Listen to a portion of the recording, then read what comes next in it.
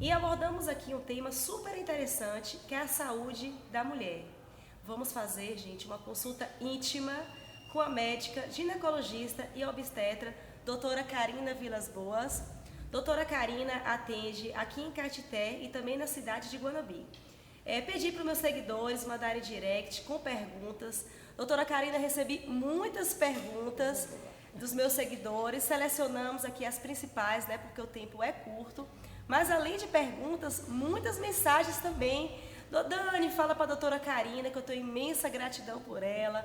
Doutora Karina cuidou da minha gestação. Doutora Karina salvou a minha vida. Então, assim, muitas mensagens de gratidão do tanto que você é querida aqui na nossa região. Tudo bom, doutora Karina? Estou muito feliz em estar aqui com você e gostaria de lhe parabenizar a sua iniciativa de colocar um programa informativo para todas as mulheres e bacana também você ter iniciado isso na Semana da Mulher, próximo ao Dia Internacional da Mulher. Muito bom.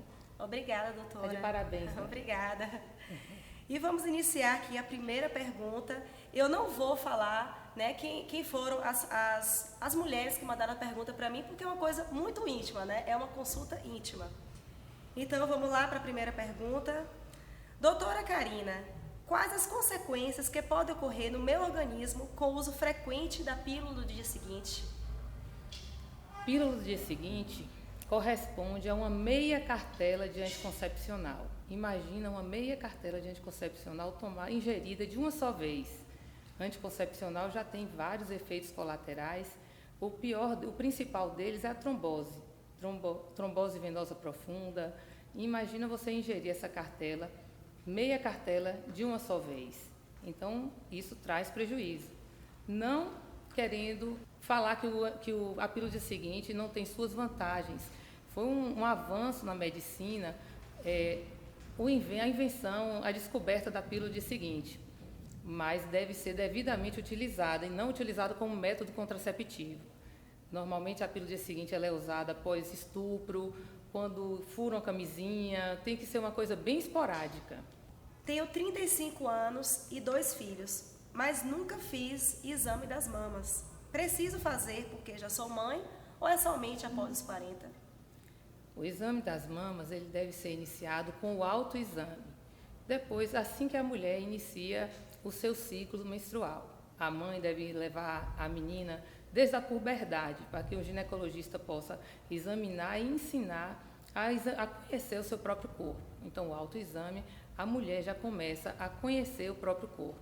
Deve ser feito uma semana após a menstruação e pode ser feito mensalmente, até embaixo do chuveiro, durante um banho, entendeu? Com a mão direita, a mulher vai fazer a palpação da mama esquerda, com a mão esquerda vai fazer a palpação da mão direita e qualquer tecido, qualquer nódulo, qualquer carocinho que ela ache diferente, ela procura o ginecologista para poder orientar e identificar. Quanto ao exame específico de mama, como mamografia, a partir dos 35 anos já é recomendado realizar a mamografia se já tem caso de câncer de mama na família. Caso não, pode postergar um pouco esse exame a partir dos 40 anos. Já é a terceira vez que faço o preventivo e no resultado consta que estou com candidíase. É normal a mulher ter esse fungo e como faz para combatê-lo? Bom, candidíase é patologia, então não é normal. Então, digamos, é comum mulheres apresentarem infecções por candidíase. A candidíase normalmente ela acomete mulheres com imunodeprimida, mulheres com estresse, com sobrecarga de trabalho, mulheres que estão comendo mal, dormindo mal, a imunidade fica baixa e o fungo se aproveita disso e pode aparecer. Então, é uma doença chata, porque leva prurido, incômodo, e às vezes um fluxo intenso, sujando a roupa íntima, e aí tem que procurar o ginecologista para procurar o melhor tratamento. Tem tratamento oral, tratamento com creme vaginal e tratamento com óvulos. Então, vai adaptar de acordo com a paciente o melhor tratamento. Quanto à candidíase de repetição, junto com o seu médico, a gente vai ter que identificar onde está o problema, por que esse fungo está aparecendo tanto, para poder ajudar a paciente a se livrar dessa doença chata. Outra pergunta. Sou mãe de uma adolescente e gostaria de saber como devo começar uma conversa sobre sexo e os cuidados que se deve tomar com a gravidez na adolescência. Bem, se a mãe está assim, constrangida para iniciar essa conversa, é interessante marcar uma consulta, nem que seja para poder apresentar o médico que vai acompanhar ela, sem precisar falar que é para falar sobre sexo ou para iniciar qualquer conversa, mas é interessante levar no consultório que a gente pode ajudar vocês a ficar mais à vontade para poder conversar sobre o assunto. Tenho 16 anos e já tenho relações sexuais, mas não tenho coragem de falar com minha mãe. Ela também não pergunta sobre o assunto, então por isso nunca fui na médica. E morro de medo de engravidar. Qual anticoncepcional que eu devo tomar? Primeira medida do adolescente que ainda não tem acesso ao consultório é usar a camisinha. É o uso dos condons, que tanto protege contra a doença sexualmente transmissível, como protege contra a gravidez indesejada. É o primeiro passo. Eu recomendo a nunca iniciar um contraceptivo indicado pela amiga, pela vizinha ou no balcão da farmácia. O ideal é procurar o consultório, porque cada paciente tem um contraceptivo ideal para seu organismo. Aí a gente vai individualizar o tratamento, o que fica melhor até para você não ter efeito colateral depois. Uma gestante com 31 semanas, com um bebê considerada grande para o tamanho dela e numa posição atravessada, seria considerado a opção da cesárea ou não? 31 semanas ainda está distante da data provável de parto. Data provável de parto, 39 semanas, 40 semanas. Então, se esse bebê voltar para a posição do parto natural, que é a posição cefálica, pode ter o parto natural. Se esse bebê chegar no tempo de parir, 39 semanas, ainda em posição transversa, não tem como nascer pela via natural. Tem que ser um parto cesáreo. A outra pergunta também é de uma gestante. Ela disse que entrou no 4º mês de gestação e está cheia de cabelo branco e está se sentindo horrorosa. E deu risada, né? Existe algum problema tonalizar os fios e também fazer a escova progressiva? Tonalizantes, eles são liberados. Então, os cosméticos que tingem os cabelos, que não tem amônia e que não tem formol, eles podem ser usados durante a gestação. Então, o tonalizante sem amônia pode ser utilizado. Quanto à progressiva, hoje existe o alinhamento de fio, que você vai tratar o cabelo sem o uso do formol e sem o uso de amônia, que eles falam é o alinhamento de fio com aminoácidos. Esse pode ser utilizado durante a gestação. Outra pergunta aqui de uma seguidora, bastante também interessante. Existe algum direito garantido para a mulher vítima de violência sexual para atendimento preferencial nos hospitais públicos? O Ministério de Saúde montou um protocolo de assistência a essas mulheres vítimas de abuso sexual e quando isso ocorre, aqui em Caetité, na unidade de pronto atendimento, tem esse protocolo. Então, essas mulheres devem se dirigir à unidade de pronto atendimento, porque lá já vai seguir o protocolo do Ministério da Saúde. E nas cidades grandes já tem os centros especializados onde essas mulheres procuram. Como nas cidades pequenas, essas mulheres devem se dirigir à unidade de pronto atendimento. A mulher tem prioridade no atendimento quando sofrer a violência física? A prioridade numa unidade de emergência depende do dano no corpo da paciente. Então, o paciente que está mais grave, ele é a prioridade naquele momento. Então, se essa mulher tiver lesão corporal grave, lógico que ela vai ser a prioridade naquele momento. A prioridade em unidade de emergência depende da gravidade do caso. Recebi muitas perguntas também, doutora, sobre o DIU. E uma seguidora aqui também quer saber, o DIU Mirena tem alguma contraindicação para mulheres que ainda não tiveram filhos? DIU Mirena é uma boa opção, entendeu?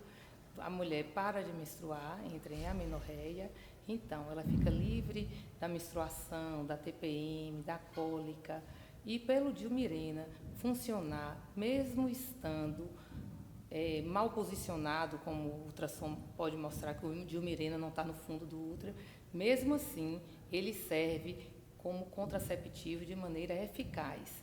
Então, basta ele estar dentro do útero. Isso é muito bacana. Pouco hormônio, entendeu? A baixa dosagem de hormônio, pouco efeito colateral. Não precisa, não tem essa, esqueci de tomar o meu remédio. Não, o DIU o DIU Mirena é um método seguro e moderno. Super indico. Então já vamos para a próxima pergunta. E qual DIU que a senhora recomenda? O Mirena ou o cobre? Bem, Dani, assim, tem as indicações do Mirena e tem as indicações do T de cobre. Eu vou mostrar para vocês como é um DIU Mirena. Um DIU Mirena, ele vem com um aplicadorzinho. Não é isso que vai ficar em vocês. O DIU Mirena é esse Tzinho que vocês vão ver daqui a pouco. Então, a gente coloca ele dentro do útero, aperta o dedinho aqui no gatilho e pronto. O DIU Mirena está dentro do útero. Esse cordãozinho, ele vai se exteriorizar pelo orifício externo do colo do útero e vai ficar um pedacinho bem pequenininho dele dentro da vagina. Aqui está o DIU Mirena dentro do útero, esse Tzinho bem pequeno.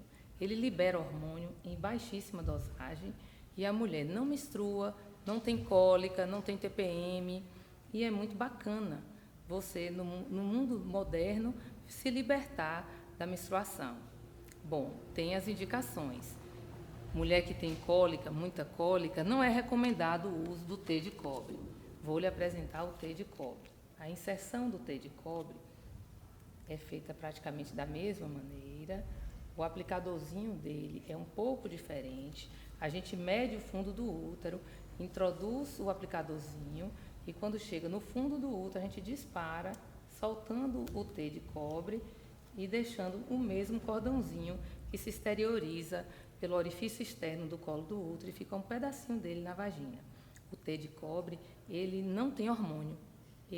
A mulher menstrua, porém, às vezes sangra muito, às vezes tem cólica, e aí não se livra da TPM, que é o que perturba todo mês. Mas mulheres que têm contraindicação total ao uso do hormônio é uma opção maravilhosa.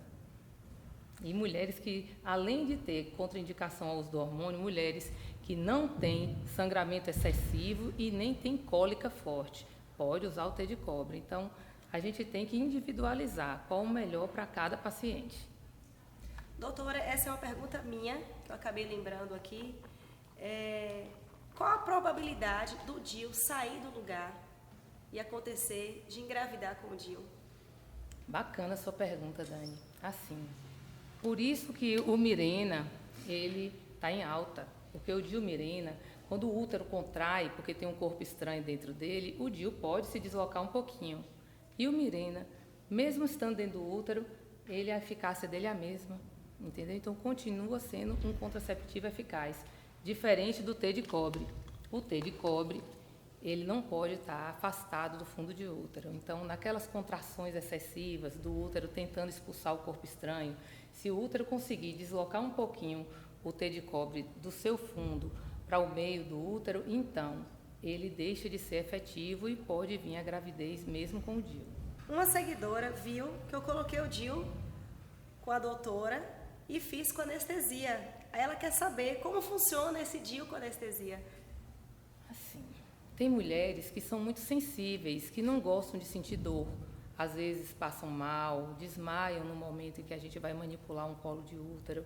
Então, essas mulheres, a gente opta por fazer a inserção com analgesia.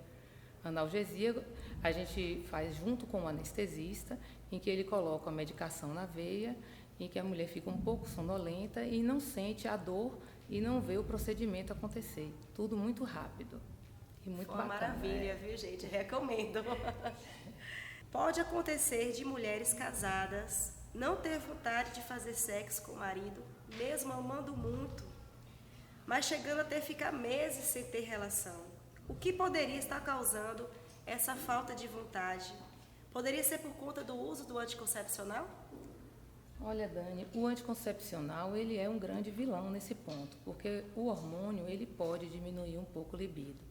Então, mas na mulher, além da gente olhar o lado do anticoncepcional, do hormônio, a gente tem que ver como está a vida dessa mulher. Se se ela está com estresse, se ela está bem psicologicamente, porque o prazer da mulher está muito relacionado com o bem-estar dela. Ela tem que estar se sentindo bem, se sentindo bonita, ela tem que estar com a vida dela equilibrada. Então, outros fatores interferem para que a mulher se sinta bem e consiga ter prazer, ter vontade de ter relação. Gostaria de saber sobre o uso do testosterona. Quando não é recomendado?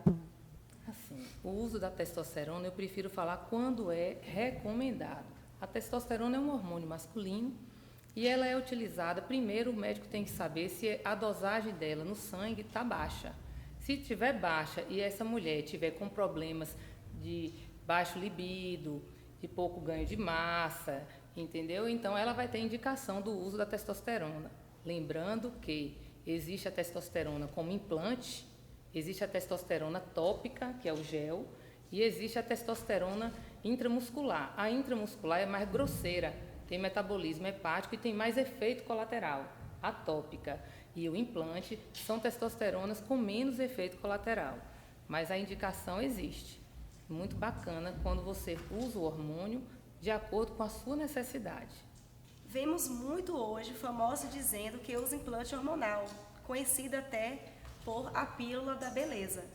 Algumas pessoas estão usando e gostando, mas já soube também de pessoas que engrossaram a voz. A senhora é contra ou a favor desse implante? O implante é o que tem de novo hoje, é muito interessante, é o chip da beleza. Então, o que é que trata esse chip da beleza? É um implante que é colocado no glúteo, no subcutâneo, e que são tubinhos com hormônio. Se é como contraceptivo, aí se usa a gestrinona. A gestrinona é muito bacana porque ela atua aumentando os receptores da testosterona. Então, essa mulher, além de servir para o papel de contracepção, se ela tem uma atividade física intensa, ela vai ter um ganho de massa muscular aumentado. Quanto a TRH, mulheres que entram no climatério e que querem usar o chip para poder se libertar dos sintomas chatos do climatério. Muito interessante. Também, o efeito colateral do chip é pequeno e a vantagem é muito, muito grande. Lança a mulher para a vida, é muito bacana, com força total. O chip é o que tem de novo. Agora tem profissionais especializados que fazem o cálculo baseado na dosagem do sangue hormonal de cada paciente. Então, cada paciente vai usar a quantidade de hormônio que precisa, exatamente para não ter esses efeitos colaterais, como aumento de clítoris, engrossar a voz, que isso eu acho muito difícil acontecer com o chip da beleza. O chip da beleza é coisa muito, muito top, bacana. Doutora, a próxima pergunta é de uma mãe, que teve um parto prematuro. E ela quer saber se hoje o parto prematuro é uma realidade nossa e um risco que quase todas as gestantes correm, porque os médicos não prescrevem de forma geral corticoide para amadurecer rapidamente o pulmão do bebê, sendo que o corticoide possui diversas ações importantes no corpo humano e evita que os bebês apresentem a síndrome do desconforto respiratório. O corticoide, ele tem suas indicações, porque ele tem efeito colateral. Então, o corticoide ele é indicado em pré-natal de alto risco e a gente normalmente faz em mães que têm risco de parir antes da hora.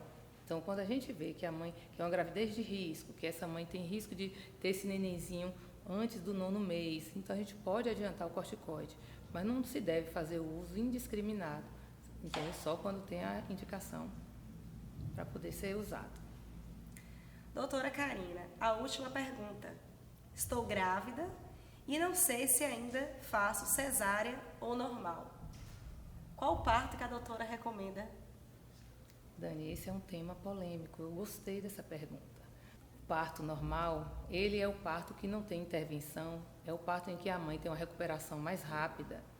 Lógico que é um parto mais indicado, porém a gente tem que individualizar cada caso. Na verdade, graças a Deus existe a cesárea, imagina.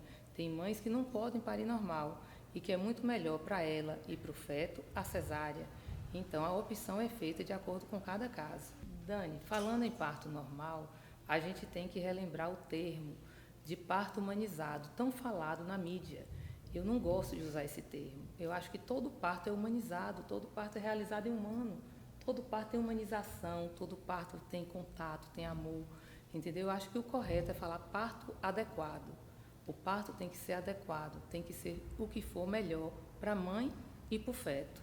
Doutora Karina, foi um prazer imenso receber a doutora aqui, estreando o nosso programa, Entrevista VIP, né?